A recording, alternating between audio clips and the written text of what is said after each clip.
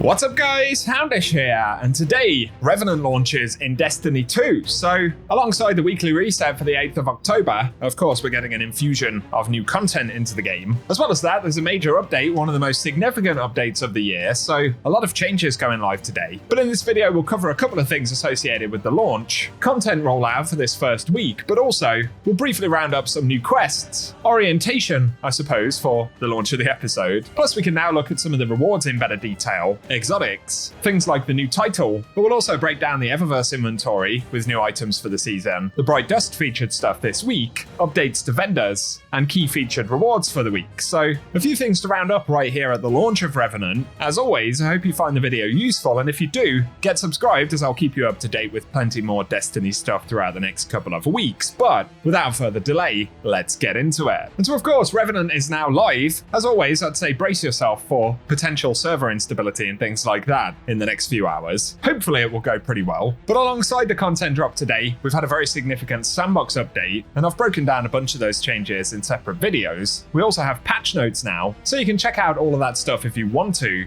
Otherwise though, it is worth mentioning the new dungeon, Vesper's Host, will be going live this Friday, the 11th of October, at the daily reset time, the same time that Xur arrives for the first time in the episode. So that's the first quick thing to be aware of there. Next up though, as we get into the game, of course, we can get the Alithonum, if that's even how you say it, the new exotic grenade launcher that's part of the season pass. It is of course the first unlock. We've seen the perks and things for it previously, so we won't go into it in too much depth right here, as of course a lot of folks will be using it straight away. And then we can't see it in the database, but spoiler alert, we'll mention it right here, the icebreaker perks are visible on Light GG, so we can't spot it in the game collections. But if you want to know what the perks are, firstly, there is Icebreaker, where defeating a target with a weapon causes them to explode, and Precision Final Blows, or shattering a frozen target instead, triggers an ignition. So that's interesting. There's also no backup, or no backpack, sorry, where Final Blows or assists with any other weapon or ability have a chance to create ammo for Icebreaker,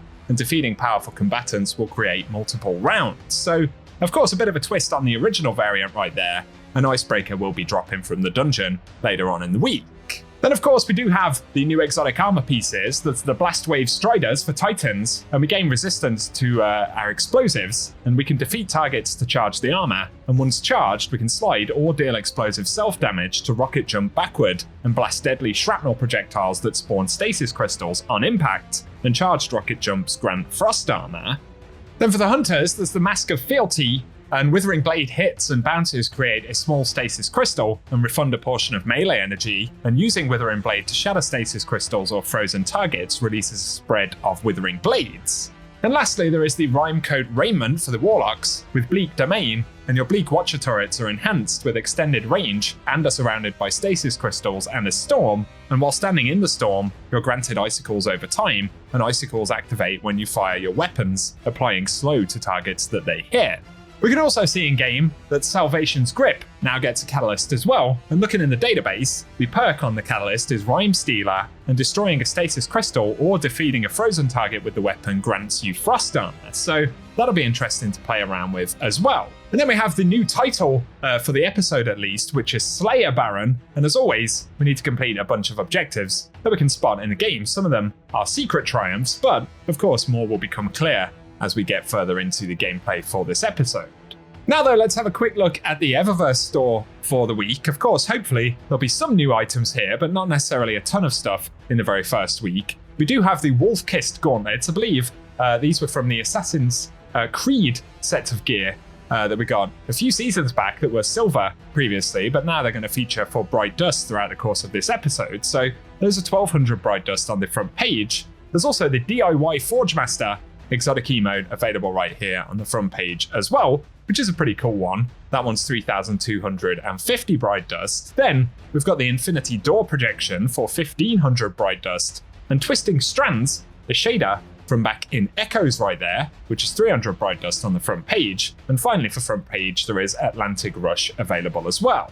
All of the seasonal offerings, as always, are available right here in the store. Primarily, all of this stuff is up for silver. There'll be plenty of items which are sold for both silver and Bright Dust, and we'll break those down a little bit later on in the week. But for the rest of the Bright Dust stuff this week, we've got the Gardening Guardian exotic emote available right here. So if you fancy Get It Out in the Garden, that one is 3,250 Bright Dust. Then there is the Pumped Up Dance legendary emote right here, which is 700 Bright Dust. Then we've got the 9 Shell for 2,850 Bright Dust, of course the Xur-themed ghost from last season. There's also the Colonel's Lament available right here, a rather interesting exotic ship. That one is 2,000 Bright Dust. Then we've got the Ostrakon exotic sparrow here for 2,500 Bright Dust. Again, another one from back in Echoes. And the ornament for Microcosm right here, which is 1,250 Bright Dust. That's Vast Expanse, so quite a nice one right there to grab if you want it. But then we've got the Echoing Portal projection for 1,500 Bright Dust, and for the second page of shaders, there is Kite and Slate. Once again, all of these are 300 Bright Dust. We'll have some quick previews here.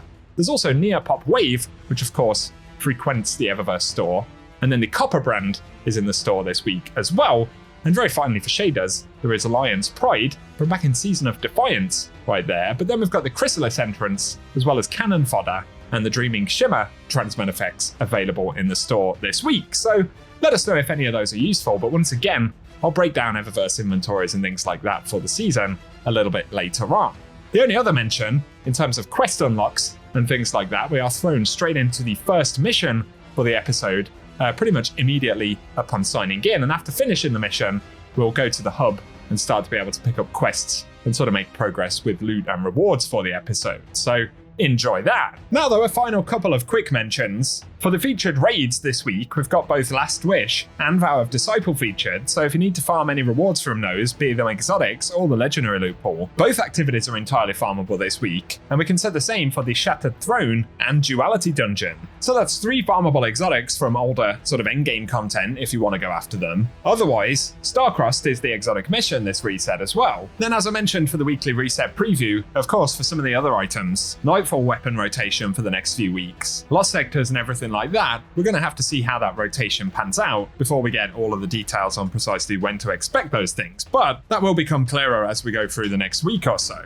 Otherwise, for today, that is what we have to speak about in this video. So a quick roundup of some new content and updates at launch. Let us know what you'll be doing firstly in Revenant now that it's gone live. And if you've enjoyed the video or found it useful, a rating really does help us out, as well as a comment below. Plus, get subscribed, hit that notification bell, and I'll keep you up to date with everything related to the game. Otherwise though, for today, cheers for watching, and I will catch you all very soon.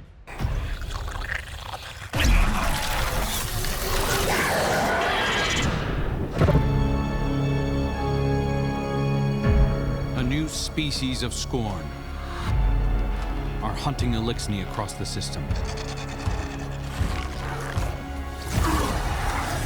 Once he finds you, it's too late.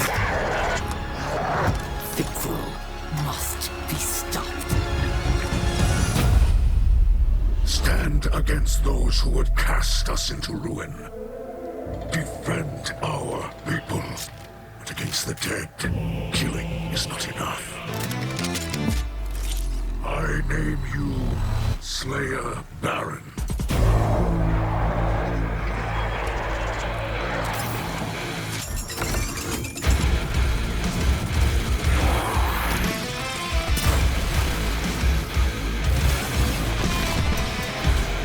Carve a future for the living from the bones of the dead.